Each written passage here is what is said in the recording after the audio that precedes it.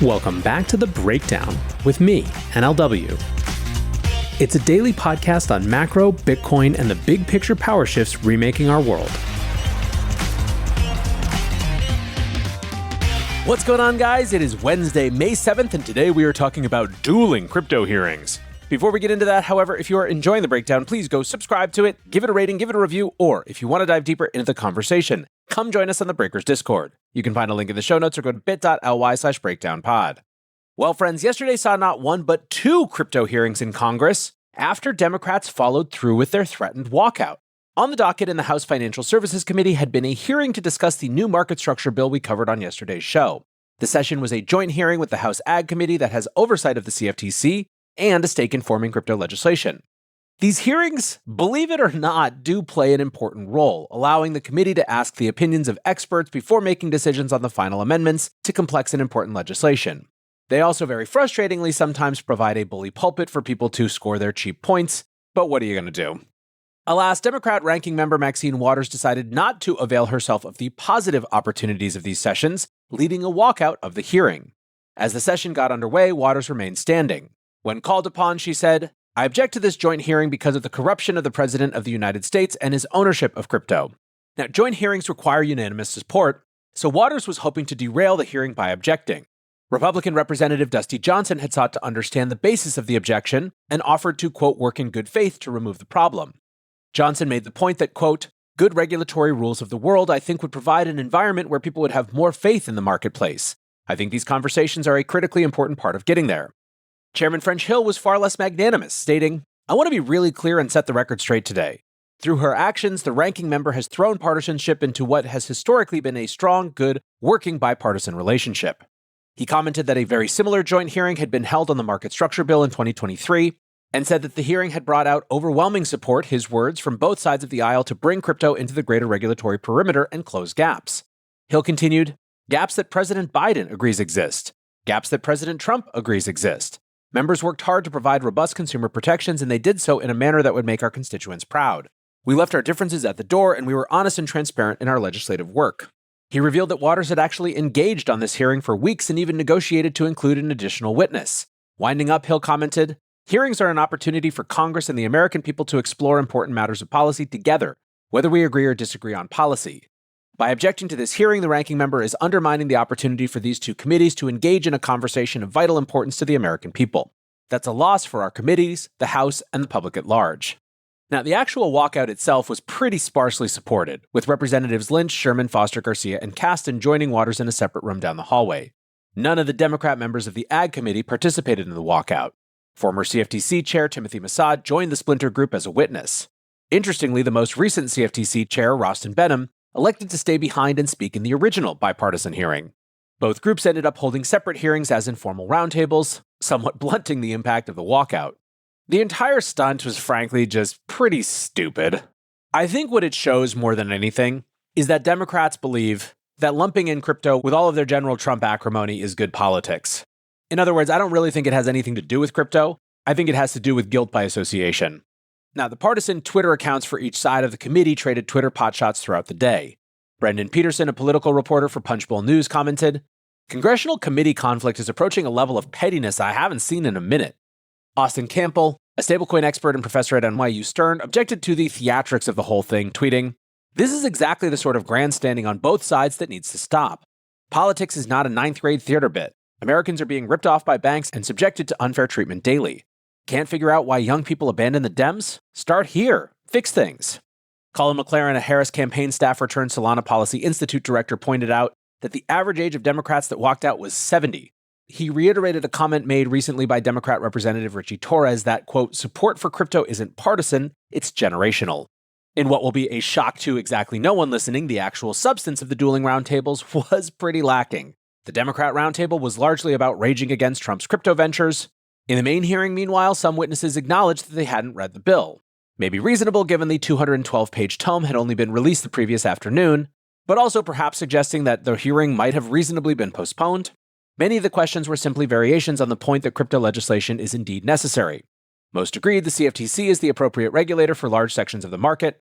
Down the hallway, former CFTC Chair Mossad made the point that the SEC and CFTC should work together to establish an industry self-regulatory organization similar to the ones that exist in other parts of the financial industry.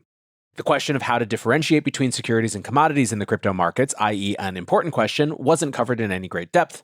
One bright spot was around self-custody, with some Republicans pointing out that the current text just says that self-custody can't be prohibited.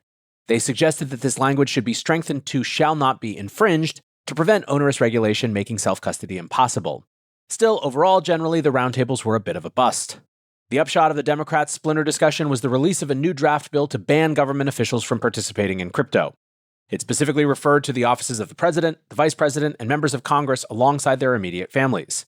The prohibition would be broad, covering owning crypto, serving as leadership for a digital asset issuer, or receiving compensation from crypto market activities.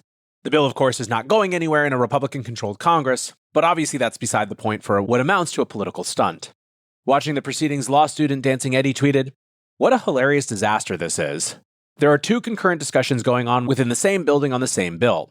On one hand, there is a moderately bipartisan, mostly Republican discussion ongoing that is actually discussing how much weight the CFTC should have. On the other, Democrats are elaborating upon the, in fairness, pretty serious self-dealing concerns related to the Trump family investments. These meetings are both live and basically down the hall from each other. So what is the takeaway from all of this? One could argue that Waters robbed the American people of an opportunity to witness a debate on how to regulate crypto, but that was clearly never going to happen yesterday. Neither representatives nor witnesses had read the bill and were barely capable of discussing the thorny issues that need to be worked out. Waters dominated the news cycle and made her point, but very little was actually achieved. Obviously, no crypto legislation can move forward if the two parties won't come together and actually do something. Zach Guzman of Coinage Media tweeted, "Was anyone else in crypto pointing out that Trump pumping his own crypto projects would inevitably come at the expense of the rest of the space? Arguably just cost crypto 5 years of bipartisan legislative progress." Now, what's ironic to me is that I actually think that there would be huge bipartisan support for the type of self-dealing bill that the Democrats came up with in their other splinter hearing. Regular people on both the Republican and Democrat side of the aisle do not like public officials making a bunch of money from their privileged knowledge. It's the case with stocks and it's the case with crypto. These things are not mutually exclusive. Writing a bill that says presidents can't own crypto, or at least can't be involved in these sort of self-dealings, is not in any way mutually exclusive from just general crypto legislation. But of course, it doesn't feel like it's really meant to address issues. It's meant to score political points.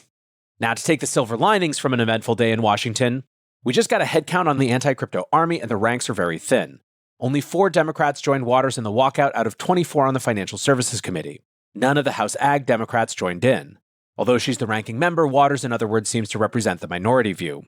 Next few months are going to be critical in getting this legislation passed, and it's not super clear that Congress will get another good shot in the future. Let's hope enough Democrats come to the table and put the need for sensible crypto rules above the partisan muck of Washington. Meanwhile, Bitwise CIO Matt Hogan has warned of difficulties in the market if Congress can't get crypto legislation over the line. In a research note published on Monday, he said he's increasingly concerned that Congress will fumble the ball at the 1-yard line, his words. Hogan forecasts a difficult summer for the industry and crypto markets if legislative efforts in Washington fizzle out. Hogan commented that the entire basis of the winter rally was that the new administration would bring clarity to the space and allow builders to get back to building. We have, of course, had some wins, with the Bitcoin Strategic Reserve executive announcement, the SEC unwinding enforcement, and the end of Operation Chokepoint 2.0. But ultimately, even those things can't compete if the industry doesn't come out of this year with clear rules laid out by Congress. And that is specifically the case for all of these new institutional players who want to be involved at an even deeper level. Hogan wrote, "To move crypto forward, we need Congress to pass legislation enshrining crypto's progress in law. Congress passing at least one crypto bill would show that Democrats and Republicans can align on crypto and make it more difficult for future regimes to undo progress." In the note, Hogan reflected on his expectation that the stablecoin bill would breeze through Congress earlier in the year. He commented that it seemed like a win-win-win, opening a new profit center for Wall Street, adding another large buyer of US Treasuries, and bridging the gap between the crypto ecosystem and TradFi rails. Since then, however, we've seen the banking lobby come in to oppose the bill, pushing for strict requirements that keep stablecoins within the banking system. More recently, we saw Democratic support collapse, with Senate Minority Leader Chuck Schumer reportedly pulling his support behind closed doors. Stablecoins should have been the easy lift. There was strong bipartisan support for all of the common sense provisions like reserve requirements, auditing standards, and clarity around bankruptcy resolution. The only real daylight between the parties was on whether the Federal Reserve should have final approval on granting licenses to issue stablecoins. However, over the past week, it seems that Democrats have been unable to reconcile the need to pass this sort of legislation with the fact that the Trump family is involved in crypto. Republican Senator Bill Hagerty has even suggested he might scuttle the bill to make a political point. In response to the weekend reporting, he posted that Democrats have two options: move forward and make any remaining changes needed in a bipartisan way, or show that digital asset and crypto legislation remains a solely Republican issue. Hogan wrote, "The change in tune reflects the shifting political environment in Washington. The amended version of the bill is actually stronger on AML, KYC, and other items than the version that passed out of the banking committee, suggesting the Democratic about-face has more to do with President Trump's slumping approval rating and his rising chatter over his crypto-related conflicts of interest than any substantive concern." He also commented that crypto lobbying efforts splintering are not helping the cause. It was widely reported that Coinbase was pushing to combine stablecoins with market structure to push one big bill. The logic there was that after getting the low-hanging fruit of stablecoins done, congressional Republicans might not have the political capital to move a separate market structure bill. Critics of the strategy, however, said that it risked coming away empty-handed from a hard-won crypto-friendly Congress.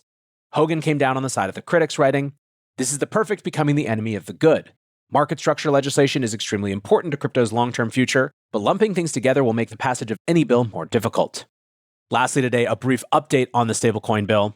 Senate Leader John Thune filed for cloture on the Genius Act on Tuesday evening, the first step towards putting it to a floor vote. The next step is a procedural vote on Thursday that will require bipartisan support to avoid the filibuster. Finance lawyer Scott Johnson tweeted, "Less than 48 hours. Much is about to be revealed about the political dynamics in D.C. regarding crypto." Bill Hughes of Consensus is pretty convinced this is going through despite Democrat support falling away, responding, "It'll happen." The latest report from Politico is that Thune and other GOP senators are working the phones to drum up support from across the aisle. They write, "Staffers have been meeting behind the scenes to come to an agreement on language that would be able to clear the 60-vote threshold required for it to advance on Thursday." Republican Senator Kevin Cramer commented that it, quote, "sounds like they're getting close to recovering the momentum." One of the pieces of intrigue here is that Senate Leader Chuck Schumer was reportedly against the bill in its current form. However, he didn't go on the record to resist the bill in the open letter published last weekend. Senator Cynthia Lummis commented, "I think he sincerely wants to get something done. I think he's still of a mind to get something done. So we're just going to keep working on it." Freshman Senator Ruben Gallego was the face of Democratic resistance. Many noted he was elected on the back of millions in donations from crypto lobbyist Fairshake, so he's likely been fielding angry calls from his donors all week. A new wrinkle is emerging from the Republican side of the Senate as the bill moves out of committee, however. Senator Rand Paul has said he's leaning towards voting against the bill, stating that it contains too many onerous restrictions that could hurt the industry long term. Senator Josh Hawley is a maybe, objecting to the idea of large tech firms being able to issue stablecoins. And Senator John Kennedy, who voted for the bill in the banking committee, said that he can't make a call until he sees what the final text looks like.